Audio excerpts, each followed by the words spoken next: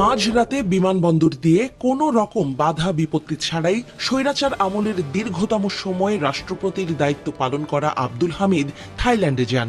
পরে অবশ্য শোনা যায় সবাইকে ধোঁকা দিয়ে বোকা বানিয়ে পালিয়েছেন হামিদ।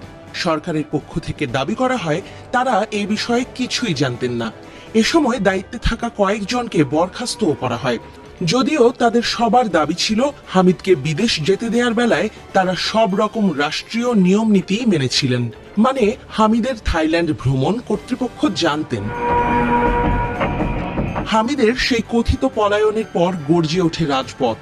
আওয়ামী লীগ নিষিদ্ধের দাবি হয় আরও তীব্র। জোরালো দাবির মুখে বিশেষ শর্ত জুড়ে আওয়ামী লীগের কার্যক্রম নিষিদ্ধ করে সরকার। তবে ঘটনার শেষ তখনও হয়নি। এর ভেতরেই যেন চলতে থাকে বিশেষ আয়োজন।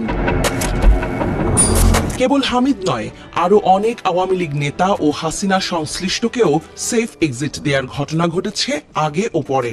কোনো এক দৈব শক্তি বলে স্বৈরাচারের দোসররা ভিআইপি টার্মিনাল ব্যবহার করে বিদেশ যেতে পারছেন অনায়াসেই। তারা দেশ ছাড়ার আগ পর্যন্ত সে কথা কেউ টেরই পাচ্ছেন না।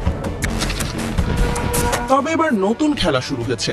মধ্যরাতে দেশ পালানো হামিদ আবারও মধ্যরাতেই রাজসিকভাবে ফিরে এসেছে।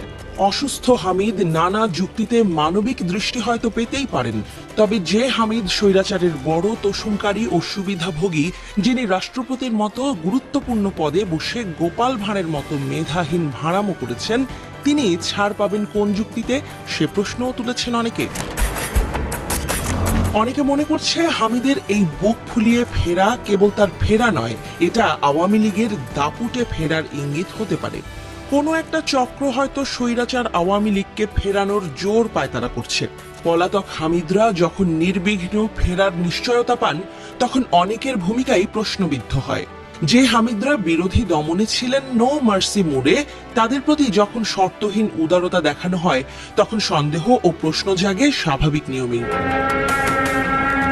রাজনৈতিক অনেক দৃষ্টিকোণ বলছে হামিদের এই ফেরাই হতে পারে আওয়ামী লীগকে স্বাভাবিক জীবনে ফেরানোর প্রথম পদক্ষেপ। ধীরে হয়তো তার মতো করেই এক একজন আওয়ামী নেতাকে দেশে ফিরিয়ে পুনর্বাসিত করানো হবে। হয়তো কথিত ভালো ইমেজের আওয়ামী লীগ নেতাদের রাখা হবে সামনের সারিতে। এছাড়া সাম্প্রতিক সময়ে ওবায়দুল কাদের সহ আরো আওয়ামী লীগ নেতাদের হঠাৎ করে সরব হয়ে ওঠা, নির্বাচন নিয়ে কথা বলা, ক্ষমা চাওয়ার ইঙ্গিত দেয়া, সব মিলিয়ে নির্বাচন কেন্দ্র করে আওয়ামী লীগকে পুনর্বাসিত করার এক গোপন ষড়যন্ত্রের ইঙ্গিত দিচ্ছে বলেই মনে করা হচ্ছে। আর এই কাজগুলো পরিকল্পিতভাবে কোনো একটি সংঘবদ্ধ গোষ্ঠী করছে বলে ধারণা অনেকের।